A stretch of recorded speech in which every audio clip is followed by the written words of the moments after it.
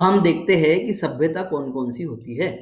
देखो, एक तो पहली थी हमारे हमारे नजदीक में, हमसे हमारे हमको छूने वाली जो सभ्यता थी वो सिंधु सभ्यता थी। मिस्र की भी एक सभ्यता थी, यूनान की भी एक सभ्यता थी, माया भी एक सभ्यता थी। अमेरिका के जो भूभाग है वहां माया सभ्यता थी। हमारे यहाँ की कृषि भी एक सभ्यता है। दान और परोपकार ये सभ्यता का हिस्सा है, क्योंकि सभ्यता आपके भावना पर भी काम करती है, सभ्यता आपके भौतिकता भी काम करती है, दोनों तरफ काम करती, मानसिकता और भौतिकता दोनों वस्तुओं पर काम करने वाली जो चीज है उसका नाम है सभ्यता। अब संस्कृति कौन सी होती है?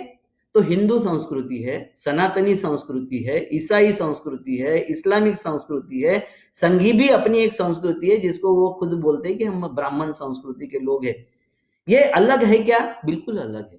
देखो, हर एक के संस्कार जो होते हैं, हमारे बाकी लोगों के संस्कार वो संस्कार नहीं होते। हमारे कभी भी पूजा पाठ हमारे यहाँ होती तीन तरीके से। जो तथाकथित हिंदू धर्म के हम लोग हैं, हम तथाकथित लोग हैं क्योंकि हम हिंदू है, मगर उस सभ्यता के नहीं है जो सभ्यता वेदों का, पुराणों का, ग्रंथों का अधिकार रखती है बोलने का और उसमें तर्क करने का। अरे, हमारे स्वामी विवेकानंद जी को भी हिंदू साहित्य पर, हिंदू संस्कृति पर बोलने का अधिकार नहीं दिया था उस वक्त के वहां के शंकराचार्य ने। विवेकानंद जी को अगर वहां वो लंका के महाथेरों ने अपना समय काट के नहीं दिया होता तो जो अभी बताते ना कि वो हिंदुत्व के पुरोधा है और युवकों के आदर्श स्थान है, वो उनको वहां भाषण करने के लिए हम अथेंटिकेट ही नहीं किए थे, भारत ने अथेंटिकेट नहीं किया था। फर्स्ट स्टेशन में आए थे विवेकानंद। इसलिए बाद में विवेकानंद जब अमेरिका से वापस आए तो उनके सारे ग्रंथ आप जगह पढ़ के देख लो। तो ये जो सभ्यता और संस्कृति का विवाद है, ये विवाद क्या है कि सभ्यता हमारी क्या थी? हमारी पहली जो रानी थी वो नैऋत्य थी, जिसने हमको कृषि की सभ्यता दी, जिसने हमें किसानी समझाई, जिसने किसानी का महत्व समझाया। हम क्यों उसको रानी मान रहे थे? बेवजह रानी नहीं मान रहे थे। हम ऐसे ऐसे लोग थे कि हमने देखा कि एक आदमी से दूसरा आदमी नहीं पैदा होता, मगर एक महिला, एक स्त्री से वो दूसरी स्त्री पैदा करती है। उस वक्त वो हमें चमत्कार लगा कि ये बहुत चमत्कार है, और जो भी चमत्कार करता था उसको नमन करना ये हमारी सभ्यता का एक हिस्सा था। तो हमने ये समझा कि इसने खेती भी दिया हमको, इसने हमारी औलादे भी दिया, और एक में से दूसरा पैदा करने की क्षमता मात्र इसमें है। इसलिए हमने, हमारे देश ने, हमारी सभ्यता ने महिलाओं को मातृसत्ताक पद्धति में हमारा जीवन यापन करने का हमने एक्सेप्ट कर लिया। उसके विपरीत क्या होता है कि जो संस्कृति होती है वो बहुत संकुचित है।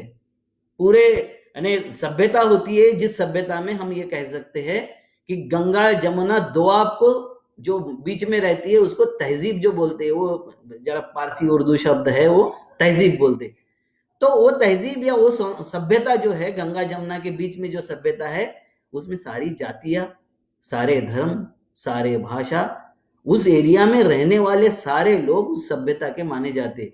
उसके विपरीत क्या होता है? संस्कृति में उस एरिया में रहने वाले हर जाति की अपनी संस्कृति है, हर जाति की अपनी भाषा है, हर जाति का अपना वर्तन है, हर जाति के अपने त्योहार मनाने का ढंग है, हर जाति का अपना तरीका है।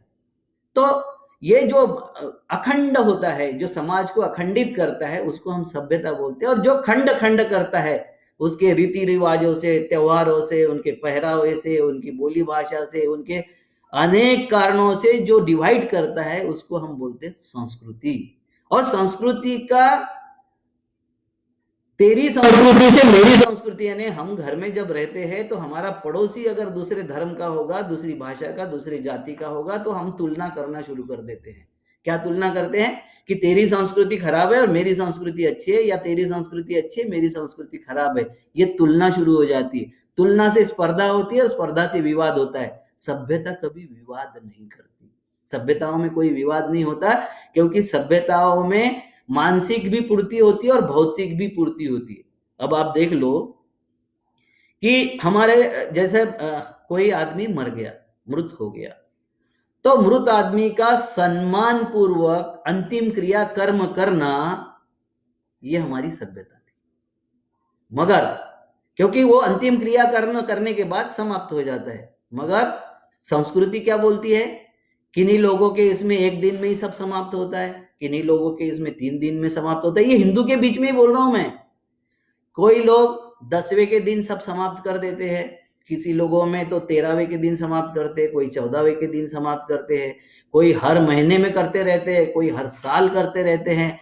तो ये जो है इससे अर्निंग होती है किसी को तो हमारे जो सभ्यता है उसका धंधा नहीं हो सकता, उसका बिजनेस नहीं हो सकता, उससे अर्निंग नहीं हो सकती, क्योंकि वो जीवन जीने की एक कला है, जीवन जीने की एक पद्धति है। और संस्कृति नाम से जो होता है वो कोई ना कोई उसका धंधा कर रहा होता है, उसमें से कुछ अर्निंग कर रहा होता है, वो बता के, वो समझा के, कर्म कांडों के द्वारा किसी ना किसी की अर्निंग होती रहती है। तो सभ्यता ये अर्निंग नहीं, ये पोषण है, और संस्कृति ये शोषण है। ये दोनों का बीच में का जो फर्क है उसको हमको ढंग से समझना पड़ेगा।